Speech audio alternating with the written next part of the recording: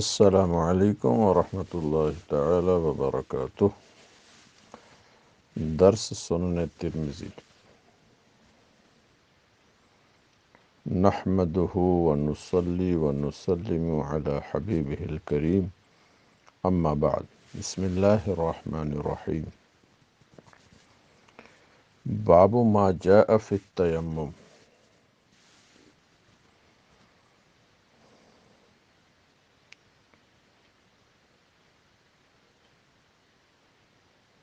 ابواب الطہارہ میں سب سے اخیر میں تیمم کا ذکر آیا، کیونکہ تیمم یہ غسل اور وضو کا نائب ہے۔ تو اصل جب متعذر نہ ہو تو نائب پر عمل بے معنی ہے۔ تیمم فرع ہے، اس لیے اخیر میں ذکر کیا۔ فَإِن لَمْ تَجِدُوا مَاءً فَتَيَمَّمُوا، یہ شرط ہے۔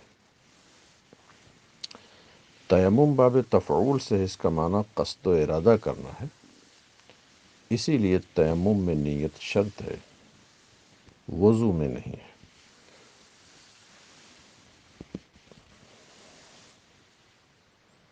دوسری وجہ یہ ہے کہ مٹی یہ بظاہر تطہیر کے لیے نہیں ہے، یہ تلویث کے لیے، لیکن قصد و ارادے سے، نیت سے اس کا حکم بدل جاتا ہے۔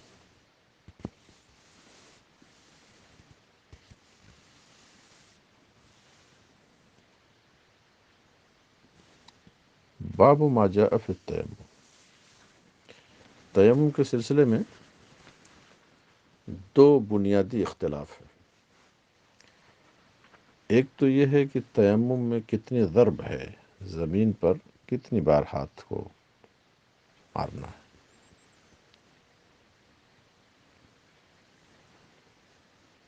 امام احمد بن حنبل کے ہاں یہ ہے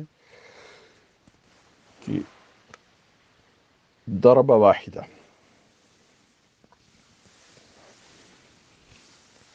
لیکن اور ائمہ کے ہاں ضربتان، دو ضرب، ضرب للوجہ و ضرب للیدین۔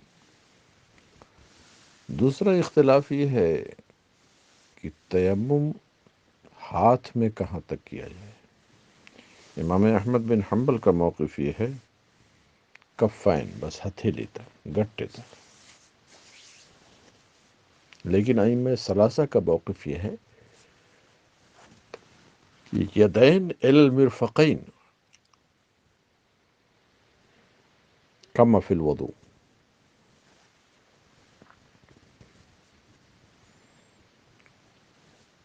پہلی حدیث اس سلسلے میں حدثنا ابو حفص عمرو بن علی الفلاس حدثنا یزید بن زریع حدثنا سعید عن قتادہ عن عزرہ عن سعید بن عبد الرحمن بن ابزہ عن ابیہ عن عمار بن یاسر، جو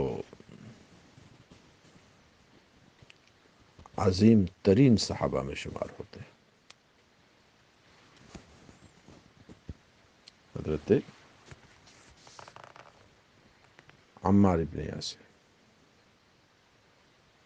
بدری صحابی، سابقین اولین میں سے۔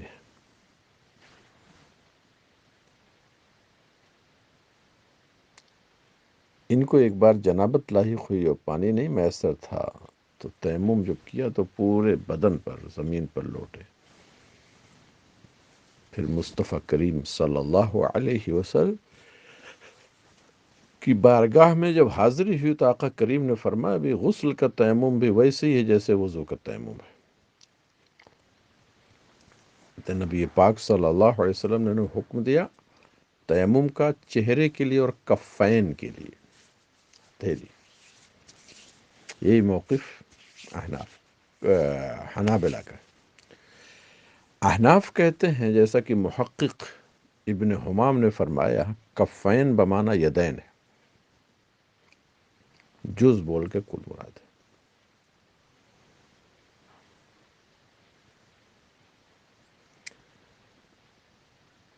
اور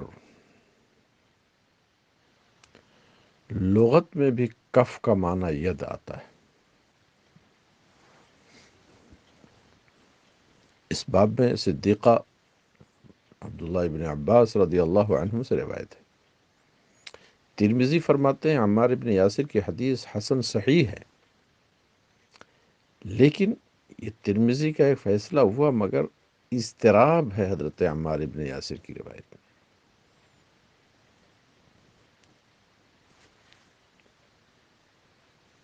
وہ اضطراب کا ذکر نیچے آ رہا، اس لیے احناف نے اس حدیث کو نہیں لیا ہے۔ حضرت عبداللہ ابن عمر، حضرت عائشہ صدیقہ وغیرہ کئی صحابہ صحابیات کی روایات کو احناف نے لیا ہے، جس میں صراحت ہے ضربتین کی اور صراحت ہے یدین الی المرفقین کی۔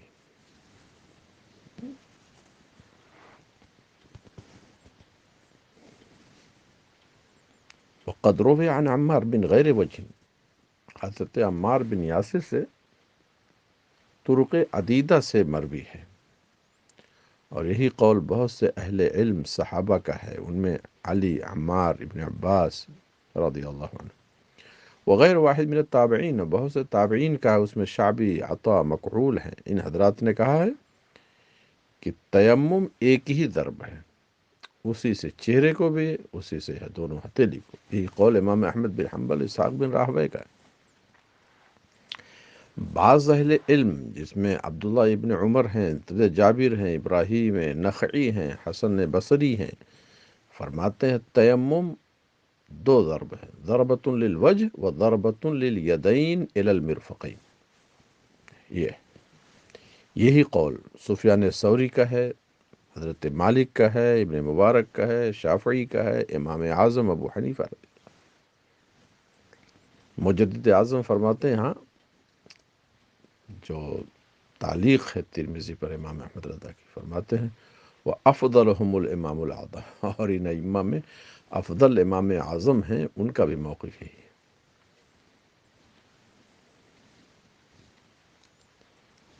اور تیمم کے سلسلے میں اس وجہ کی روایت ہے، اور یہ بھی ہے کہ کہا ہے کہ الوجہ والکفین من غیر وجہن، یعنی طرق عدیدہ سے وجہ اور کفین کا ذکر ہے۔ نیز روایت ہے عمار ابن یاسر سے، انہوں نے فرمایا ہم نے مصطفیٰ کریم کی معیت میں ہم تھے، ہم نے تیمم کیا الی المناکب والآباط، کندھے تک اور بغل تک ہم نے مسح کیا۔ یہ اضطراب آ گیا۔ بعض اہل علم نے عمار ابن یاسر کی حدیث کو جو نبی کریم سے ہے تیمم کے بارے میں وجہ و کفین والی، اس کو ضعیف قرار دیا ہے، اسی اضطراب کی وجہ سے کہ روایت ان سے حدیث المناکب والآبات بھی ہے۔ اور اسحاق بن ابراہیم کہتے ہیں حضرت عمار کی جو حدیث تیمم میں وجہ اور کفین کے لیے حدیث صحیح، اختلاف ہو گیا ہے ناقدین میں۔ اور حضرت عمار کی وہ حدیث کی تیممنا مع النبی صلی اللہ علیہ وسلم الی المناکب والآبات، ہم نے کندھے اور بغل تک مسح کیا، کہہ رہے یہ وجہ و کفین والی حدیث کے مخالف نہیں ہے، تطبیق دیتے ہیں، کیونکہ حضرت عمار نے یہاں یہ نہیں ذکر فرمایا کہ نبی کریم نے اس کا حکم دیا تھا کہ کندھے تک مسح کرو تیمم میں، نہیں، یہ کہا ہے کہ فعلنا کذا و کذا، ہم نے ایسا کیا۔ لیکن جب نبی کریم صلی اللہ علیہ وسلم سے دریافت کیا تو مصطفیٰ کریم نے جو حکم دیا وہ چہرے کا اور کفین کا۔ اور اس پر دلیل وہ ہے جو حضرت عمار ابن یاسر نے مصطفیٰ کریم کے ظاہری دنیا سے تشریف لے جانے کے بعد بھی تیمم میں یہی فتویٰ بھی دیا اور کہا کہ الوجہ والکفین، مناکب اور آباد کا فتویٰ نہیں دیا۔ تو جب راوی اپنی روایت کے خلاف فتویٰ دے تو وہ خود اس کے نسخ پر دلیل ہے، اس کے مرجوع ہونے پر۔ تو اس میں دلالت اس بات پر ہے کہ عمار ابن یاسر کا آخری عمل یہی ہے جو مصطفیٰ کریم نے انہیں تعلیم دیا۔ حدثنا یحییٰ بن موسیٰ حدثنا سعید بن سلیمان حدثنا حشیم عن محمد بن خالد القرشی عن داود بن حسین عن اکرمہ مولا ابن عباس عن ابن عباس رضی اللہ عنہما انہ سئل عن التیمم، تیمم کے بارے میں ان سے دریافت کیا گیا تو فرمایا کہ اللہ تعالیٰ قرآن پاک میں جب وضو کا ذکر کیا تو فرمایا فَاغْسِلُوا وَجُوهَكُمْ وَأَيْدِيَكُمْ إِلَى الْمَرَافِقِ، اور تیمم میں فرمایا فَامْسَحُوا بِوُجُوهِكُمْ وَأَيْدِيَكُمْ مِنْهُ۔ بس تو وہ کہتے ہیں مرافق کا یہاں ذکر نہیں ہے۔ ہم کہتے ہیں کہ تیمم وضو کا خلیفہ ہے، تو وضو میں جب مرافق کا معاملہ ہے تو ایدیکم تیمم میں جو ہے اس سے مراد وہی متعین ہے۔ اور یہ کہتے ہیں کہ نہیں، انہوں نے قیاس کیا کہ چور کے بارے میں جو قرآن پاک کی آیت ہے، فرمایا السارق والسارقۃ فاقطعوا ایدیہما، اگرچہ حدود کا معاملہ تخفیف پر ہے تو یہاں کہتے ہیں ایدیہ، سنت یہ ہے قطع ید میں کفین، تو لہذا تیمم میں بھی وہ چہرہ اور کفین ہی رہے گا، یعنی تیمم میں قیاس کیا۔ ہم نے کہا تیمم وضو ہے، اور پھر روایات بھی ہیں صراحت کے ساتھ والیدین الی المرفقین۔ ترمذی فرماتے ہیں یہ حدیث حسن صحیح غریب ہے۔ بابن، کوئی عنوان نہیں رکھا، گویا کہ اسی سے متعلق کچھ اور حدیث ہے۔ حدثنا ابو سعید الاشج حدثنا حفص بن غیاث وعقبہ بن خالد قالا حدثنا الاعمش سلیمان اعمش وابن ابی لیلى عن عمرو بن مرہ عن عبد الله بن سلمة عن علي رضي الله عنه قال كان رسول الله صلی اللہ علیہ وسلم يقرئون القرآن، مصطفیٰ کریم صلی اللہ علیہ وسلم ہمیں ہر حال میں قرآن پاک پڑھاتے جب تک کہ جنوبی نہ ہوتے، یعنی بلا وضو بھی قرآن شریف پڑھنے میں کوئی حرج نہیں ہے۔ جنوبی حائضہ نفسا کے لیے منع ہے، حرام ہے۔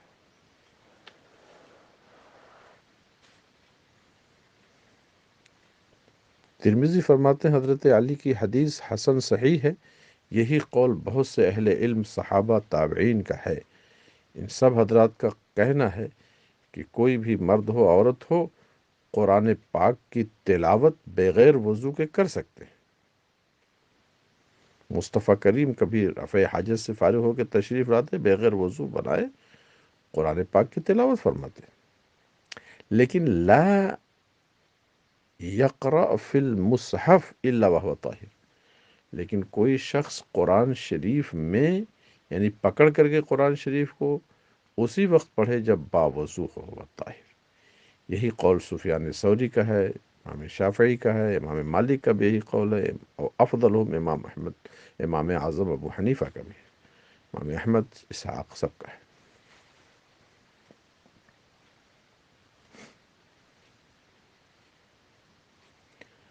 ہاں، قرآن پاک کی ان آیات کی تلاوت جو بطور دعا ہوں تو جنوبی حائضہ وغیرہ بھی کر سکتے ہیں، یا ہجے کر کے پڑھنا وہ بھی کر سکتے ہیں،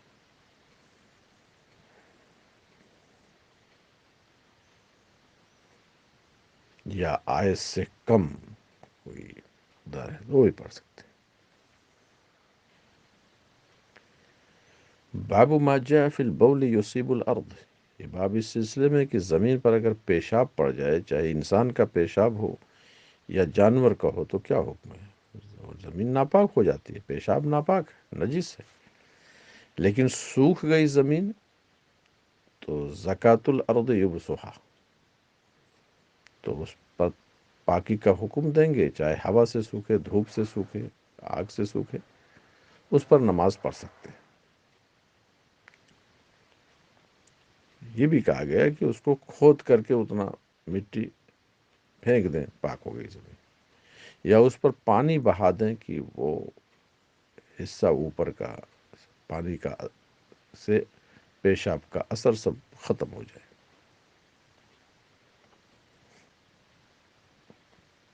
حدثنا ابن ابی عمر السعید بن عبد الرحمن المخزومی قال حدثنا سفیان بن عیین عن الزہری عن سعید بن المسیب سید التابعین عن ابی ہریرہ رضی اللہ عنہ قال دخل اعرابی المسجد، ایک دیہاتی، روایتوں میں آتا ہے کہ کافی عمر کے تھے،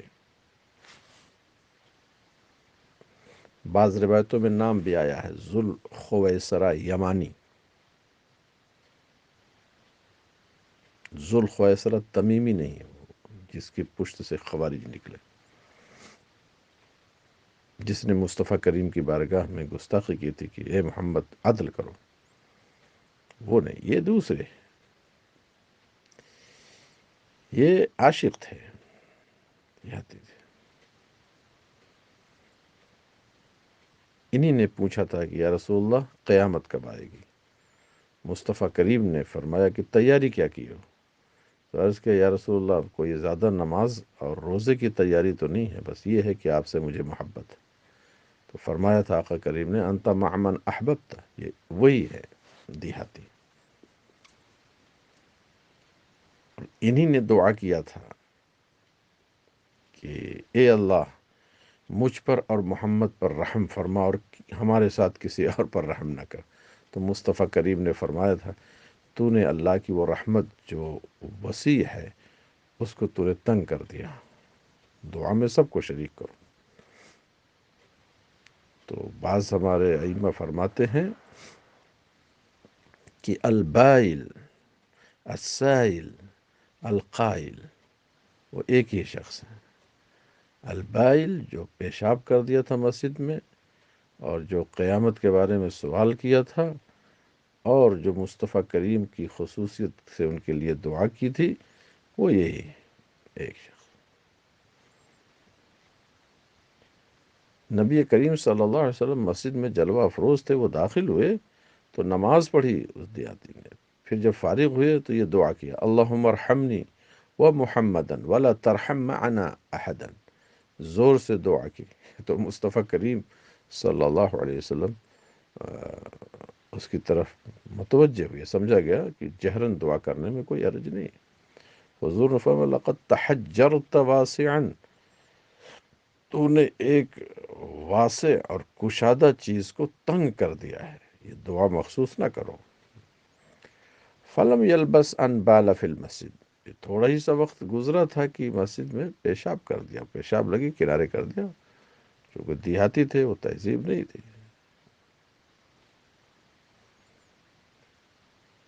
تو لوگ دوڑے کہ اس کو وہاں سے بھگائیں، تو مصطفیٰ کریم نے منع فرما دیا کہ بھگاؤ گے تو پیشاب کرتے کرتے مسجد کا اور حصہ آلودہ ہوگا، اور پھر روک دو گے تو پیشاب کرنے میں روک دینے سے بیماری پیدا ہوتی ہے۔ پھر مصطفیٰ کریم نے نرمی کا حکم دیا اور فرمایا احریقو، احریقو عریقو سے اراقہ یریقو بہانا، سجلن کا معنی پانی سے بھرا ہوا ڈول، شک کے راوی ہے کہ سجلن فرمایا یا دلون فرمایا، فرمایا کہ اس پر پانی سے بھرا ہوا ڈول لا کے بہا دو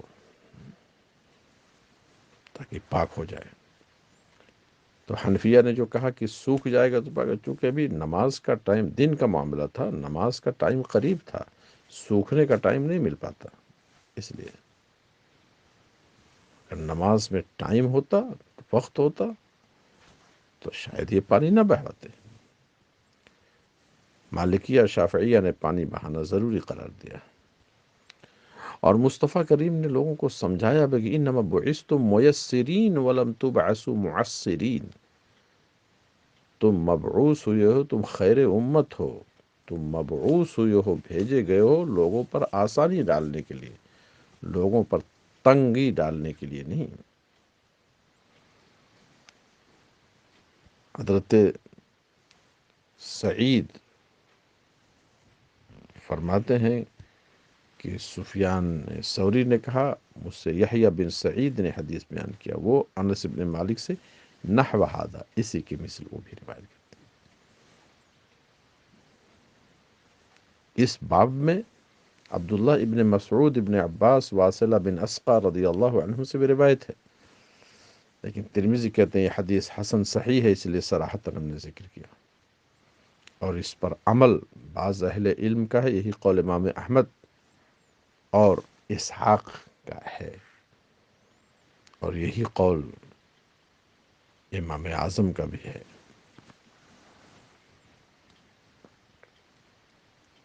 اور روایت کیا یونس نے اس حدیث کو عن الزہری عن عبید اللہ ابن عبداللہ عن ابی ہریرہ، اس طریقے سے۔